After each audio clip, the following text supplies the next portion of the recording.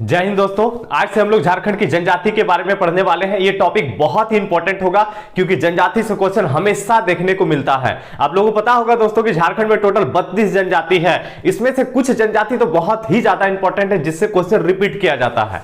दोस्तों आप लोगों को पता होगा कि जेपीएससी का नोटिफिकेशन आ चुका है। यदि अभी भी आप पढ़ना चालू नहीं किए हैं या सीरियस नहीं है तो सीरियस हो जाइए, नहीं तो आगे जाके बहुत तकलीफ होने वाला है। यदि आप लोग जेपीएससी का हमसे क्लास करना चाहते हैं कंप्लीट सिलेबस, तो डिस्क्रिप्शन में कांटेक्ट नंबर दिया हुआ है, आप उसमें कांटेक्ट करके इंक्वायरी कर सकते हैं। तो शुरुआत करते हैं दोस्तों। तो आज का जो हमारा टॉपिक होगा, आज हम लोग जनजाति में सबसे पहले जो झारखंड की प्रमुख जनजाति है, जो झारखंड की सबसे बड़ी जनजाति है, आज हम लोग पढ़ेंगे संथाल जनजाति के बारे में। कौन सी जनजाति बताएं? संथाल जनजाति। दोस्तों याद रखना है, ये जो जनजाति हम आपको बता रहे हैं ना, ये क्वेश्चन पूछा जाता है कि झारखंड में कौन से जनजाति की जनसंख्या सबसे ज्यादा है, तो याद रखिएगा संथाल जनजाति की। ध्यान दीजिएगा क्या बोल रहे हैं। झारखंड में टोटल जितना जनजाति है ना, टोटल का, तो याद रखिएगा टोटल की जनसंख्या का 35% में संथाल जनजाति ही है। कितना प्रतिशत बताएं? 35%, 35% में। मतलब झारखंड की सबसे बड़ी जनजाति, सबसे ज्यादा जनसंख्या वाला जनजाति क्या है? तो संथाल जनजाति। और इसकी जो जनसंख्या हम आपको बता रहे हैं ना कि टोटल जनजातियों का कितना परसेंट? तो 35%। मतलब टोटल जितना जनजाति है ना झारखंड में 32 गो, उसमें 35% जनसंख्या सिर्फ किसका है? तो संथाल जनजाति का है। तो ये आपको याद रह जाएगा। दूसरा एक क्वेश्चन दोस्तों और पूछा जाता है क्वेश्चन में कि भारत की सबसे ज्यादा जनसंख्या वाली जनजाति क्या है। तो जब कभी भी आपको ऐसा क्वेश्चन पूछ देना तो भारत में यदि पूछा जाएगा तो याद रखिएगा दोस्तों गोंड हो जाएगा। क्या हो जाएगा? गोंड। कि भारत में किस जनजाति की सबसे ज्यादा जनसंख्या? तो गोंड। दूसरा नंबर में याद रखिएगा भील, और आपका तीसरा नंबर में आ जाएगा आपका संथाल। तो आपको याद रखना है दोस्तों कि यदि क्वेश्चन पूछ दे कि भारत में किस जनजाति की जनसंख्या सबसे ज्यादा, तो क्या हो जाएगा? गोंड। दूसरा नंबर में क्या है? तो भील। और तीसरा नंबर में क्या आ जाएगा? तो संथाल जनजाति। आप लोगों को याद रखना है, समझना है। देखिए तो यहां तो आपको समझ में आ रहा है कि झारखंड में यदि पूछा जाएगा तो संथाल जनजाति 1 नंबर पे, सबसे ज्यादा जनसंख्या किसका? तो संथाल का। ठीक है। और पूरे भारत में पूछेगा तो तीसरे नंबर पे, कोई दिक्कत नहीं है। झारखंड में वह पहला स्थान और पूरे भारत में तीसरा स्थान, ये आप लोगों को याद रखना पड़ेगा। झारखंड में पहला, भारत में तीसरा। तो झारखंड में सबसे बड़ी जनजाति संथाल जनजाति। पूरे भारत में पूछेगा कितने नंबर पे है? तो तीसरे नंबर पे है ना। अब देखिए ये जो जनजाति आपको बता रहे ना, ध्यान दीजिएगा, झारखंड के याद रखिएगा उत्तर पूर्वी क्षेत्र में सबसे ज्यादा निवास करता है। कौन से क्षेत्र में? बताए? उत्तर पूर्वी क्षेत्र में। तो झारखंड के उत्तर पूर्वी क्षेत्र में निवास सबसे ज्यादा करता है, इसीलिए याद रखिएगा इस क्षेत्र को संथाल परगना कहा जाता है। क्या कहा जाता है? संथाल परगना। क्वेश्चन पूछा जाता है कि जो संथाल जनजाति हम आपको बता रहे हैं ना, ये झारखंड के उत्तर पूर्वी क्षेत्र में सबसे ज्यादा निवास करता है, इसीलिए इस क्षेत्र को ही क्या बोलते हैं? तो संथाल परगना। बहुत इंपॉर्टेंट है दोस्तों। ये जो संथाल जनजाति हम आपको बता रहे हैं, ये झारखंड आने से पहले पश्चिम बंगाल में निवास करती थी। कहां निवास करता था? पश्चिम बंगाल में, जहां इन्हें याद रखिएगा साओतार कहा जाता था। क्या कहा जाता था? साओतार। क्वेश्चन पूछता है, ध्यान से सुनिएगा, कि जो जनजाति हम आपको बता रहे हैं संथाल जनजाति, ये झारखंड आने से पहले पश्चिम बंगाल में निवास करता था, जहां क्या कहा जाता था इसको? तो याद रखना दोस्तों साओतार कहा जाता था। तो झारखंड की सबसे ज्यादा जनसंख्या संथाल जनजाति का। पूरे भारत में कितने नंबर पे है? तीसरे नंबर पे है। पूरे भारत में पहला स्थान किसका है? तो गोंड जनजाति का, है ना। कोई दिक्कत नहीं है। संथाल जनजाति जो बता रहे झारखंड में के उत्तर पूर्वी क्षेत्र में निवास करता है सबसे ज्यादा, इसलिए उस क्षेत्र को क्या बोलते हैं? तो संथाल परगना कहा जाता है। हम आपको बताएं कि पश्चिम बंगाल में पहले निवास करता था, तो झारखंड आने से पहले पश्चिम बंगाल में क्या कहा जाता था? तो साओतार कहा जाता था। कोई तकलीफ नहीं है, ध्यान दीजिएगा। देखिए तो संथाल परगना में तो इनका निवास है। ये तो संथाल परगना के अलावा आपको हजारीबाग, चतरा, बोकारो, रांची, गिरिडीह, सिंहभूम, धनबाद, लातेहार, पलामू, इस सब क्षेत्र में भी आपको मिल जाएगा। लेकिन सबसे ज्यादा जनसंख्या क्वेश्चन पूछेगा कहां पर है? तो संथाल परगना में है। कोई दिक्कत नहीं है। अब देखिए ये जो जनजाति आपको बता रहे हैं प्रजातीय दृष्टि से प्रोटो ऑस्ट्रोलाइट श्रेणी में आता है। अब देखिए प्रोटो ऑस्ट्रोलाइट श्रेणी क्या है? क्वेश्चन पूछता है कि प्रजातीय दृष्टि से ये जनजाति प्रोटो ऑस्ट्रोलाइट समूह में आता है। इसमें बस एक लाइन आप लोग याद रखिएगा कि ऑस्ट्रेलिया का जो वहां का जो एक विशेष जाति है, उसका शारीरिक ढांचा से यदि किसी का मिलता जुलता है, शारीरिक ढांचा समावेश यदि है, तो प्रोटोस्टलाइट में आता है। बाकी इसका डिटेल्स जो है हम आप लोगों को वीडियो बना के देंगे कि कौन कौन सा समूह, कौन कौन सा शाखा है, ठीक है, किसमें किसको रखा गया है, ये आप लोगों को आगे बताया जाएगा। तो घबराने की जरूरत नहीं, अभी बस आप इतना याद रख लीजिए कि प्रजाति दृष्टि से किस श्रेणी में रखा जाता है, तो प्रोटोस्टलाइट श्रेणी में। किस समूह में, तो प्रोटोस्टलाइट समूह में। कोई दिक्कत नहीं है, अब ध्यान दीजिएगा। देखिए संथाल जो समाज हम आपको बता रहे हैं ना, ये 4 भागों में बटा हुआ है। क्वेश्चन पूछा जाता है कितने भागों में बटा हुआ है, 4 भागों में। संथाल समाज 4 भागों में बटा हुआ, 4 वर्ग आप बोल सकते हैं इसको, 4 वर्ण बोल सकते हैं, या इसको हट भी बोल सकते हैं आप। 4 हडों में बटा हुआ। तो सबसे पहला जो है ये आएगा आपका किस्कू। क्या बताएं दोस्तों, किस्कू। अब देखिए जो किस्कू हम आपको बता रहे हैं ना, इनका बहुत सर्वोच्च स्थान है, ठीक है। किसको जो बता रहे हैं ना, ये याद रखिएगा दोस्तों, ये राजा होता है। क्या होता था ये, राजा। तो ये क्वेश्चन पूछता है कि संथाल समाज में सबसे याद रखिए उच्च वर्ग क्या है, तो किसको, ये क्या होता है, तो ये याद रखना, ये राजा होता है, ठीक है, कोई दिक्कत नहीं है। दूसरा याद रखिएगा दोस्तों, दूसरा आ जाएगा आपका मुर्मू। अब मुर्मू जो आपको बता रहे हैं ना, ये आपका पुजारी होता है। क्या होता है, पुजारी। तीसरा हो जाएगा सोरेन। सोरेन ये सिपाही होता है। क्या बताएं, सिपाही। और तीसरा, चौथा हो जाएगा आपका मरांडी। याद रखिएगा ये कृषक होता है। क्या बताएं, कृषक। तो संथाल समाज देखिए हम आपको बताएं कि 4 भागों में बटा हुआ, 4 हट में या 4 वर्ग में या 4 वर्णों में, ठीक है, कोई तकलीफ नहीं है इसमें। किसको हम अब क्या बताएं, तो राजा, मुर्मू हो गया पुजारी, सोरेन हो गया सिपाही, और मांडी क्या हो गया, तो कृषक हो गया। ये 4 आपको याद रखना पड़ेगा।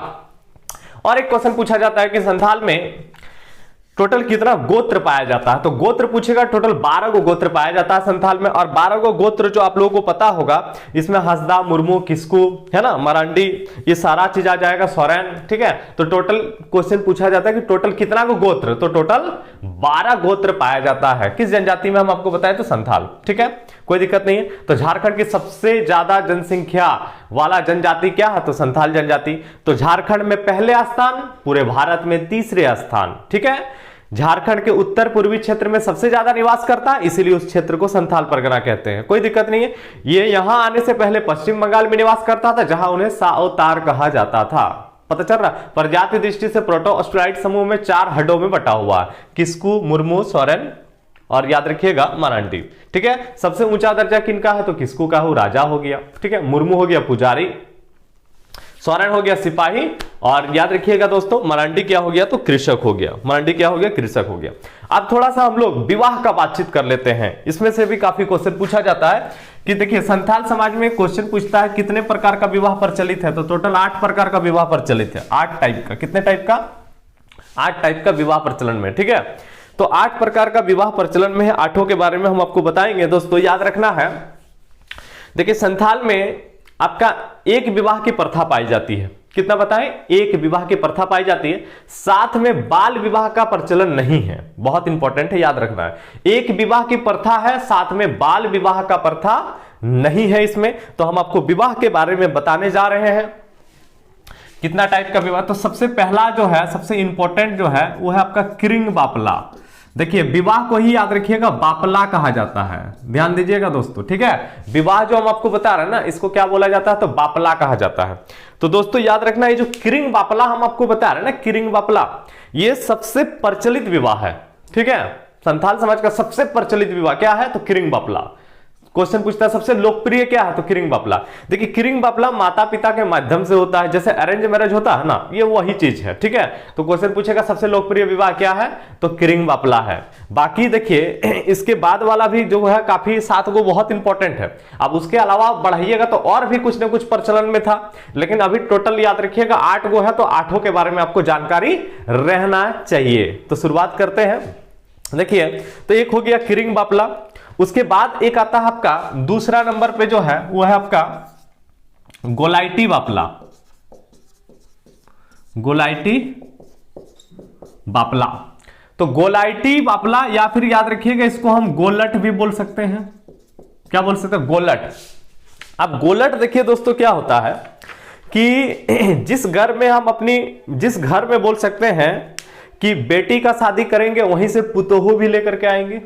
बात समझ पा रहे क्या, गोलट क्या होता है, कि जिस घर में हम अपनी बेटी को शादी करवा रहे हैं वहां से हम वहां से पुतोहू भी लेकर के आ रहे हैं, मतलब लड़की को दिए बदले में को लड़की लेकर के आए हैं। बात समझ पा रहे हैं क्या बोल रहे हैं? इसको क्या बोलते हैं? तो गोलट, जिसको याद रखिएगा गोलाइटी बापला कहा जाता है। तो पहला क्या हो गया? किरिंग बापला, कोई तकलीफ नहीं है ना। दूसरा क्वेश्चन पूछेगा क्या है? तो गोलाइटी बापला या गोलट, गोलट एकदम जान पहचान का है, कोई तकलीफ नहीं है ना, ये समाज में सुनने को मिलते रहता है। देखिए दूसरा क्या है, दूसरा आपका सॉरी तीसरा जो है, तीसरा आएगा आपका टुनकी दिपिल बापला। अब ये टुनकी दिपिल बापला जो बता रहा है ना, ध्यान दीजिएगा दोस्तों, ये विवाह जो है ना ये गरीब परिवारों में होता है। टुनकी दिपिल बापला मतलब इसमें देखिए क्या होता है, लड़की को कन्या को वर के घर में लाया जाता है और सिर्फ सिंदूर लगा दिया जाता है और शादी हो जाता है। ठीक है, इस तो आपको पता चलना चाहिए कि जो टुनकी दिपिल बापला हम आपको बता रहे हैं ना, ये सामान्यतः गरीब परिवारों में ये विवाह होता है, जिसके पास पैसा वैसा का कमी रहता है। ठीक है, कोई खर्च वगैरह नहीं, लड़की को लड़का के घर लेकर के आया जाएगा और सिर्फ क्या करेगा तो सिंदूर लगा दिया, विवाह क्या होगा तो संपन्न हो जाएगा। बात समझे क्या बोले? तो सबसे लोकप्रिय विवाह क्या बताएं? किरिंग बापला। उसके बाद और भी प्रचलन में है गोलाइटी बापला, जिसको गोलट बोला जाता है। तीसरा क्या बताएं? तो टुनकी दिपिल बापला। इसके अलावा देखिए चौथा होता है आपका घर जमाई। चौथा क्या है? तो घर जमाई। अब ये जो घर जमाई आपको बता रहे हैं ये तो पता है घर जमाई क्या होता है। यदि मान लीजिए कि किसी आदमी का पुत्र नहीं है, उसका बेटा वगैरह नहीं, खाली बेटी है, तो ऐसे में क्या करेगा? यदि पुत्रहीन व्यक्ति क्या करता है कि जहां शादी कराएगा ना अपना लड़की का, वहां उस गांव में जाएगा और लड़का को अपना घर लेके आ जाएगा। बात समझ पा रहे क्या बोल रहे हैं? और देखिए इसमें क्या है, इसमें एक चीज आप लोगों को पता चलना चाहिए कि घर जमाई यदि कोई रहता है ना, घर जमाई, इसमें एक चीज है, इसमें आपको वधु मूल्य नहीं देना पड़ेगा। वधु मूल्य को पौन कहा जाता है संथाल जनजाति में। ठीक है, क्या बोला जाता है? पौन। तो इसमें सिस्टम क्या है कि आपको वधु मूल्य देने की जरूरत नहीं पड़ेगी। बात समझे क्या बोले? तो घर जमाई क्या होता है कि लड़का को ससुराल में ही जाके रहना पड़ेगा, यही घर जमाई है। बात समझ पा रहे क्या बोल रहे हैं? तो घर जमाई वाला, जैसे लड़का लोग का मान लीजिए नौकरी चाकरी नहीं हुआ, तो ये ऑप्शन है आप लोगों के पास कि घर जमाई वाला सिस्टम तो आप लोग चॉइस कर सकते हैं। नौकरी नहीं होने के बाद यही ऑप्शन रहेगा कि आप जाके कहीं घर जमाई रह जाइए शादी उदी करके। ठीक है, भरण पोषण आपका हो जाएगा। इसलिए नहीं पढ़ रहे हैं तो कम से कम अच्छा से पढ़िए। ठीक है, तो देखिए पांचवा देखिए, तो आपका पहला हो गया किरिंग बापला, दूसरा क्या हो गया तो गोलाइटी बापला, तीसरा हो गया टुनकी दिपिल बापला, चौथा हो गया घर जमाई, पांचवा एक होता है अपगीर बापला। अपगीर बापला, ध्यान दीजिएगा दोस्तों, ये जो अपगीर बापला हम आपको बता रहे हैं, क्या बता रहे हैं? अपगीर बापला। देखिए इसमें क्या होता है, लड़का लड़की को यदि प्रेम हो जाए, ठीक है, यदि लड़का लड़की को प्यार हो गया तो दोनों के अभिभावकों को, देखिए पंचायत क्या करता, मान लीजिए लड़का लड़की दोनों को प्यार हो गया, प्रेम हो गया, तो पंचायत दोनों के अभिभावक को बुलाएगा, गार्जियन को बुलाएगा पहले। बात समझ पा रहे हैं क्या बोल रहे हैं? अब बुलाएगा, यदि गार्जियन शादी के लिए तैयार हो जाता है, ठीक है, तो मांझी के सामने, जो संथाल गांव का प्रमुख होता है ना मांझी, उसके सामने सिंदूर लगा करके विवाह संपन्न कर दिया जाएगा। ठीक है, आप देखिए इसमें एक इसमें एक सिस्टम है कि अपगीर बापला में क्या है कि विवाह जब हो जाता है, मान लीजिए विवाह तो होता है लेकिन इसमें पार्टी कौन देगा, तो अपगीर बापला में सिस्टम है कि लड़का का जो पिता है ना वो पार्टी देगा, मतलब लड़का वाला सबको खाना पीना खिलाएगा, ये सिस्टम है। किसमें? तो अपगीर बापला में, कोई दिक्कत नहीं है। ठीक है, अपगीर बापला के बाद देखिए एक और है आपका छठा नंबर, इसको बोलते हैं इतूत बापला। क्या बताएं? इतूत बापला। ध्यान दीजिएगा दोस्तों, ये जो इतूत बापला हम आपको बता रहे हैं, इसमें देखिए सिस्टम क्या है, इसमें सिस्टम ये है कि जब लड़की के माता पिता, ठीक है, उसकी पसंद के लड़के के साथ यदि इसको शादी नहीं करवाता है, मतलब लड़की जिससे शादी करना चाह रहा है या चाह रही है, ठीक है, यदि उसका माता पिता उससे शादी नहीं करवा रहा है, अनुमति यदि नहीं दे रहा है, ठीक, तो फिर लड़का क्या करेगा? इसमें सिस्टम है कि मेले में या कोई भी मान लीजिए इस तरह का अवसर यदि मिलता है तो लड़की को क्या करेगा, तो सिंदूर लगा देगा। बात समझ पा रहे हैं। यदि मान लीजिए पसंद का लड़का से शादी आप नहीं करवा रहे हैं, ठीक है, तो लड़का कहीं कहीं कोई भी अवसर पर मिलेगा, सिंदूर वगैरह लगा देगा, ठीक है। उसके बाद लड़की के माता पिता को हम जानकारी दे देंगे, जानकारी दे दिया जाएगा लड़की के माता पिता को। उसके बाद क्या होगा, जानकारी मिल जाएगा, ठीक है। जानकारी मिलेगा तो लड़के का वो गांव जाएगा, और इसमें सिस्टम क्या है कि गांव जाकर के वो वधु मूल्य प्राप्त करेगा। मतलब ये कि इतूत बापला जो है ना, देखिए इसमें सीधा सीधी कोई लड़की यदि किसी लड़के को पसंद करता है, दोनों ही पसंद करता है एक दूसरे को, ठीक है, यदि शादी नहीं करवाना चाहता है माता पिता, तो किसी भी अवसर पर वो लोग शादी कर लेगा, पता चल रहा। तो उसके बाद लड़की वालों को इंफॉर्मेशन दे दिया जाता है, फिर लड़की वाला जाएगा और आपका लड़का वालों से वधु मूल्य प्राप्त करेगा। मतलब इसमें वधु मूल्य लिया जाता है। ये क्वेश्चन में पूछता है कि किस में वधु मूल्य लगता है और किस में नहीं लगता है। बात समझ आए। वधु मूल्य मतलब क्या, कि याद रखिए लड़की को ही हमको कुछ पैसा दे करके लाना पड़ेगा, समझ पा रहे हैं। तो इतूत बापला के बाद एक और ले लीजिए जिसको बोलते हैं निर्बोलक बापला। निर्बोलक बापला, देखिए निर्बोलक बापला दोस्तों क्या है, ध्यान दीजिएगा। देखिए इस प्रकार के विवाह में जैसे लड़की जबरदस्ती किसी लड़के के घर में जाकर, यदि मान लीजिए कोई लड़की को कोई लड़का पसंद आ गया तो उसके घर में जाकर रहने लगेगी जबरदस्ती। बात समझ पा रहे क्या बोल रहे हैं। यदि किसी लड़की को कोई लड़का पसंद आ गया, निर्बोलक बापला का बातचीत कर रहे हैं, ठीक है, जाकर के रहने लगेगी। अब याद रखिएगा लड़की लड़के के घर में जाकर के रहेगा, उसके बाद लड़का का जो माता पिता, जो उसका परिवार वाला उसको तंग भी करेगा, परेशान भी करेगा, लड़की को भगाने का कोशिश भी करेगा। लेकिन यदि लड़की टिक गई, वो यदि मान लीजिए नहीं भागती है, यदि टिक गई हो, बात समझ पा रहे हैं, तो फिर शादी करा दिया जाएगा। बात समझ पा रहे हैं। यदि लड़की टिक गई तो फिर शादी करा दिया जाएगा। तो इसमें सिस्टम क्या है, निर्बोलक बापला में इसमें जोग मांझी को सूचित किया जाता है। आप बोलिएगा जोग मांझी क्या है, जब प्रशासन बताएंगे उस समय बताएंगे जोग मांझी क्या है। जिसका जहां पाठ है वहीं उसको पढ़िएगा तो ज्यादा अच्छा रहेगा, नहीं तो रिजल्ट नहीं होगा। बात समझ पा रहे हैं क्या बोल रहे हैं। जोग मांझी के बारे में आगे बताएंगे, ठीक, मांझी शासन व्यवस्था पढ़ाएंगे ना उस समय बताएंगे, ठीक है। और लास्ट में एक है आपका 8वां नंबर में ले लीजिए आपका राजी खुशी। अब राजी खुशी वाला सिस्टम तो जान पहचान का, सबसे ज्यादा राजी खुशी यही चलता है, राजी खुशी ये चलता है। राजी खुशी क्या है, तो याद रखिएगा ये आपका लड़का लड़की अपना पसंद से, सीधा सीधी लव मैरिज है ये। बात समझे। तो लड़का लड़की दोनों एक दूसरे को पसंद करेगा, मांझी के पास जाएगा, फिर कोई गांव का बुजुर्ग व्यक्ति वगैरह मिलजुल करके क्या करता है, शादी करा देता है। बात समझे। तो राजी खुशी क्या है, तो सीधा सीधी क्या है, तो लव मैरिज है। राजी खुशी क्या है, लव मैरिज है। बात समझ गए। तो दोस्तों ये जो 8 वो विवाह हम आपको बताएं, किरिंग बापला, गोलाटी बापला, उसके बाद क्या बताएं, टुनकी दिपिल बापला, घर जमाए, अपगिर बापला, इतुत बापला, निर्बोलक बापला, और एक को क्या बताएं, तो राजी खुशी।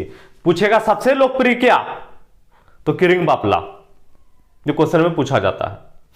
अब देखिए, तो ये तो विवाह वाला सिस्टम हो गया। तो विवाह वाला के अलावा एक क्वेश्चन देखिए और पूछता है कि संथाल समाज में सबसे कठोर सजा क्या है। तो जो कठोर सजा जो है उसको बोलते हैं बिटलाह। बिटलाह के लिए अलग से वीडियो भी हम बनाने वाले हैं, ठीक है। ये जो बिटलाह हम आपको बता रहे हैं दोस्तों, यदि कोई यौन अपराध करता है, बात समझ पा रहे हैं, तो यदि कोई यौन से संबंधित यदि कोई अपराध कर देता है तो बिटलाह मतलब होता है सामाजिक बहिष्कार, उसको समाज से निकाल दिया जाता है। इसके बारे में हम आपको एक वीडियो बना के दे देंगे डिटेल्स में, क्योंकि इसके बारे में हम लोगों को पीटी मेंस दोनों में क्वेश्चन पूछ सकता है ना। दोस्तों याद रखिएगा, इसको मिटा देते हैं, स्क्रीनशॉट ले लीजिएगा आप लोग।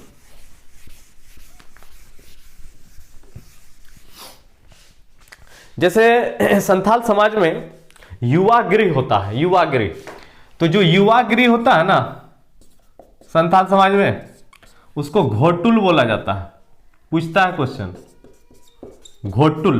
अब युवा गृह क्या होता है, युवा गृह देखिए क्या होता है कि इसमें एक एज लिमिट होता है कि इतना साल में आप जाकर के वहां पे जा सकते हो, ठीक है, युवा गृह, ठीक। जैसे उरांव में बहुत फेमस है धूमकुरिया, सुने होंगे आप लोग, ठीक है। तो युवागिरी में आपको ट्रेनिंग दिया जाएगा। कैसा ट्रेनिंग? शिकार करने ट्रेनिंग, बहुत तरह का आपका नृत्य वगैरह बहुत तरह का ट्रेनिंग दिया जाएगा। लड़का के लिए अलग, लड़की के लिए अलग होता है युवागिरी, बात समझे। तो पहले, आज के डेट में ये सब उतना नहीं चलता है, पहले बहुत ज्यादा चलता था कि एक 10-11 साल में आप जाकर के युवागिरी में प्रवेश कर सकते हैं, ठीक है, प्रवेश कीजिए, वहां आपको ट्रेनिंग वगैरह दिलाया जाएगा। उसके बाद मान लीजिए किसी का जब शादी हो जाता था तो आपका सदस्यता युवागिरी से खत्म हो जाएगा। तो बस इतना याद रखिएगा, क्योंकि युवागिरी जो है ना, स्पेशली हम लोग उरांव जनजाति में पढ़ते हैं इसको, और उसी में समझ में आ जाएगा ये होता क्या है, ठीक है। तो युवागिरी को क्या कहा जाता है? तो घोटुल कहा जाता है। विवाह को क्या कहा जाता है? तो बापला कहा जाता है। वधु मूल्य को क्या कहा जाता है? तो पौन कहा जाता है। बात समझ पा रहे हैं? तो हम आपको युवागिरी को क्या बोलते हैं? घोटुल। विवाह को क्या बोलते हैं? तो बापला।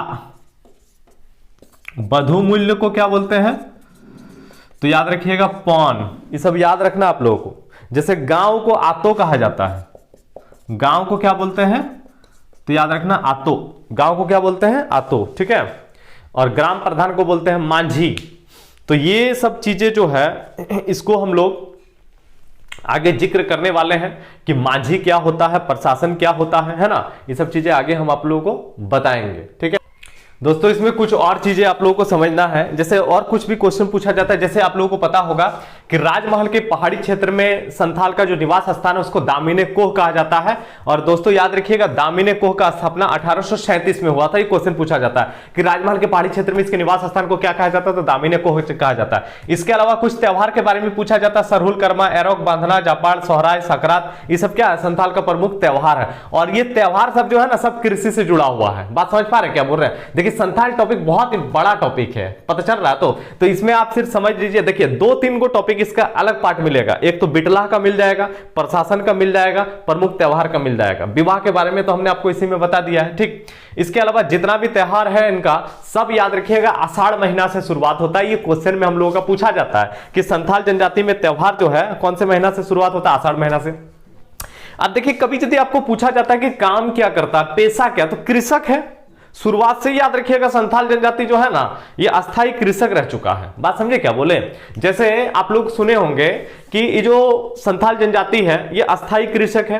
कुछ कुछ ऐसा था जिसका काम क्या था? भोजन, आपका जंगल से आपका भोजन, आपका खाना पीना संग्रह करना, पता चल रहा था, शिकार करना। जो आपका आप लोग सुने होंगे कोरवा जनजाति, बिरहोर जनजाति, ये लोग काम जंगल पर डिपेंड था। लेकिन याद रखिएगा संथाल जनजाति जो है ना, ये कृषक ही है। क्या है? ये कृषक है। मतलब मुख्य काम क्या है? तो खेती करना है, ठीक।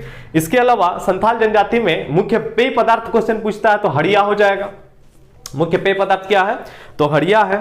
साथ में दोस्तों हम लोग को ऐसा भी क्वेश्चन पूछा जाता है कि संथाल जनजाति का सबसे प्रमुख देवता क्या? तो सिंह बोंगा, जिसे ठाकुर भी कहा जाता है। और सिंह बोंगा जो बता रहे हैं ना, सिंह बोंगा, इसको सृष्टि का रचयिता भी माना जाता है। ध्यान दीजिएगा, सिंह बोंगा, ठीक है। तो सिंह बोंगा जो हम आपको बताएं, इसको सृष्टि का रचयिता भी माना जाता है, जिन्हें ठाकुर भी कहा जाता है, ठीक है। दूसरा प्रमुख देवता यदि क्वेश्चन पूछा जाए तो दूसरा याद रखिएगा मारंग बुरु हो जाएगा। सबसे प्रमुख देवता पूछेगा तो सिंह बोंगा, दूसरा प्रमुख देवता यदि पूछेगा तो मारंग बुरु। इसके अलावा आप संथाल में देखिए गांव का प्रमुख देवता क्या? तो जाहिर एरा, गांव का जाहिर एरा। ये सब देखिए आप लोगों को याद रखना पड़ेगा। और जाहिर एरा का जो निवास स्थान होता है ना, वो जाहिर थान में होता है। कहां होता है? जाहिर थान में होता है। ध्यान दीजिएगा। गांव का जो धार्मिक प्रधान होता है, जो पूजा पाठ वगैरह कराता है ना, उसको नायके कहा जाता है। क्या कहा जाता है? नायके कहा जाता है।